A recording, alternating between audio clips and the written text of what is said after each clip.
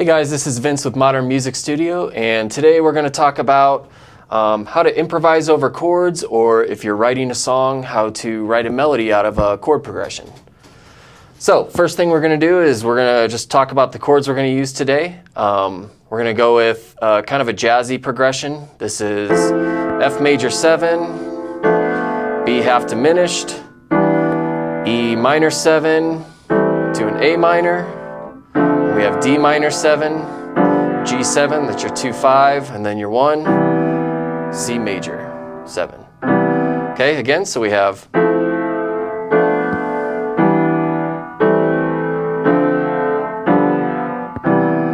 you may notice it's really easy to play.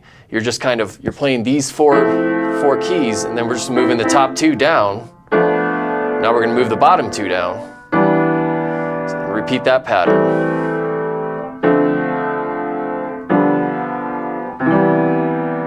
Something like that. Okay, so now that we have our chords to work with, what we're going to do is we want to find a melody.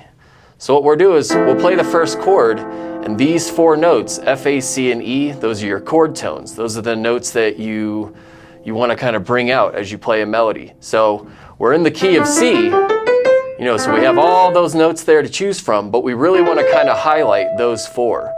So we would call those the chord tones since they're part of the chord, and then any of the other notes that are in the scale that we're using, those are our passing tones. So we can kind of use those to get from one chord tone to the next.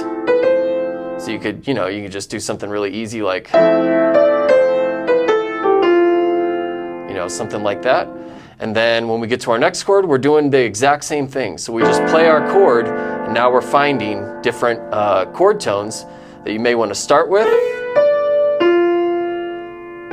and kind of use a passing tone to get to another chord tone. And then same thing here.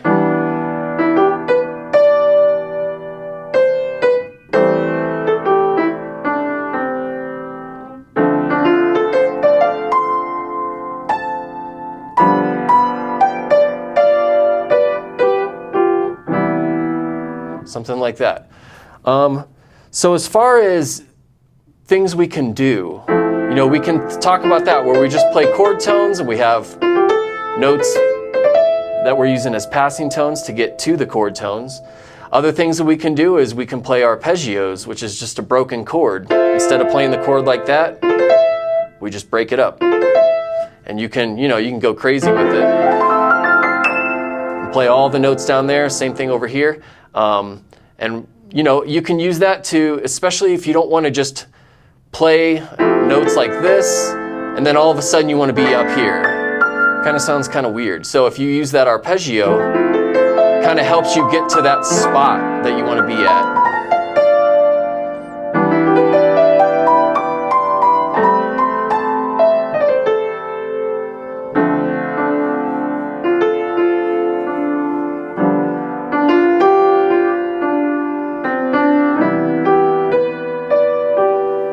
Other things you can do, which you maybe have just heard me do already, is when you play the chord, you can approach your notes a certain way. So if I want to hit the third of the chord, this A, I can just hit the note, or I can maybe play a half step below it to that note, use it as a grace note.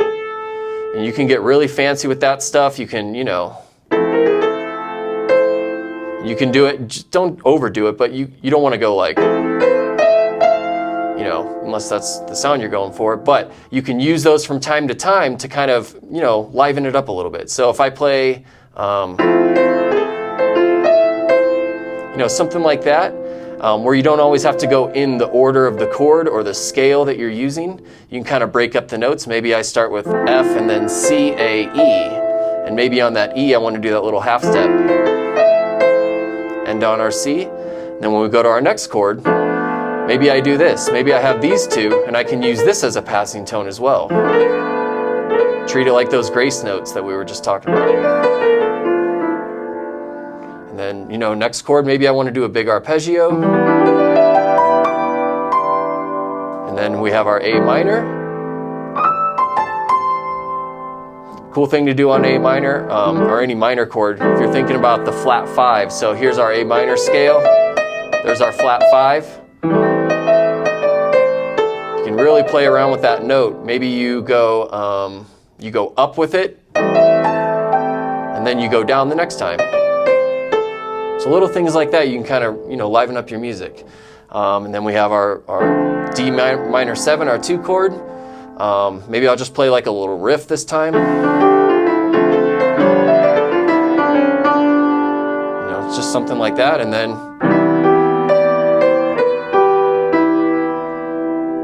we're going back. And have fun with that. I mean, you can just you can do that for a long time. If you're trying to write a song and you have your chords, record yourself doing that, or have some staff paper and write down little ideas that as you're improvising, you can kind of note. It's like, oh yeah, I want to use that as like a motif in my next thing that I'm writing, song or piece or whatever it is. So I'll just kind of play around with that and give you some ideas, and we'll go from there.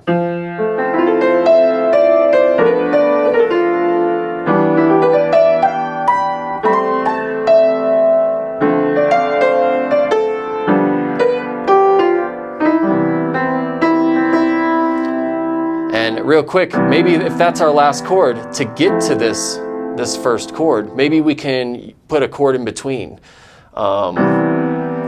Maybe an E7 would work, so you could go,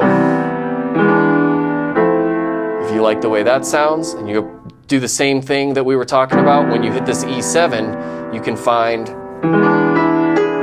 chord tones, notes that are part of the chord, or maybe you want to get fancy and you kind of do maybe like an augmented chord. And then that takes you back to where you were.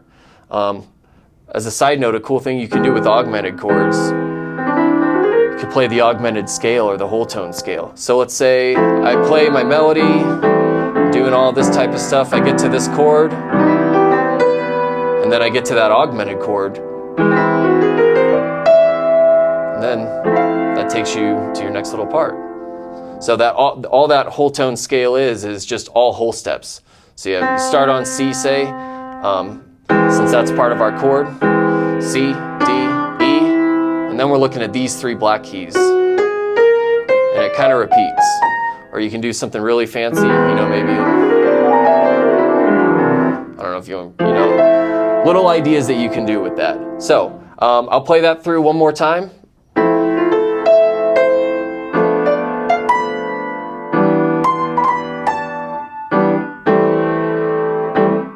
And keep in mind, you don't always have to do something on every chord. Like that chord, I purposely paused. You want to, maybe you play your melody, I don't know.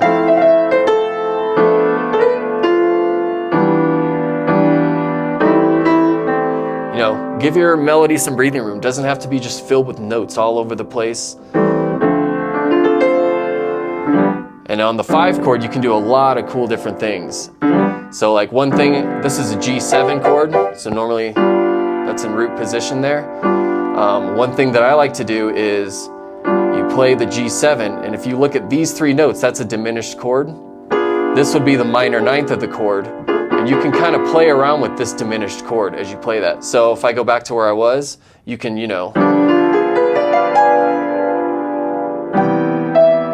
so you can play around with diminished chords. A lot of cool stuff a lot of cool sounding things you can do. Another little trick I like to do is over the 5 chord, we were thinking C major. Let me approach that. So we're here. How about this? So I went to a C minor scale and then had that resolve on B, 7th of the C major 7 chord. So a lot of cool little things you can do. Hopefully that gives you some insight into how to improvise or just come up with your own ideas if you're starting with the chords.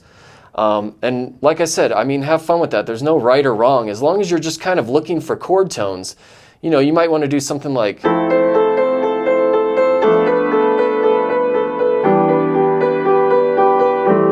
just going with my chords.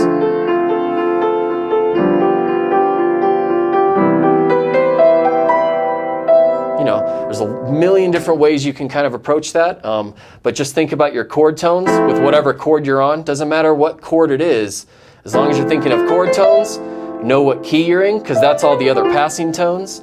And then there's extra little things you can do, but get good at that first. And then as you progress with that, you'll kind of add to the types of things you like to do over those chords. So I hope you have fun with that, and I'll see you next time.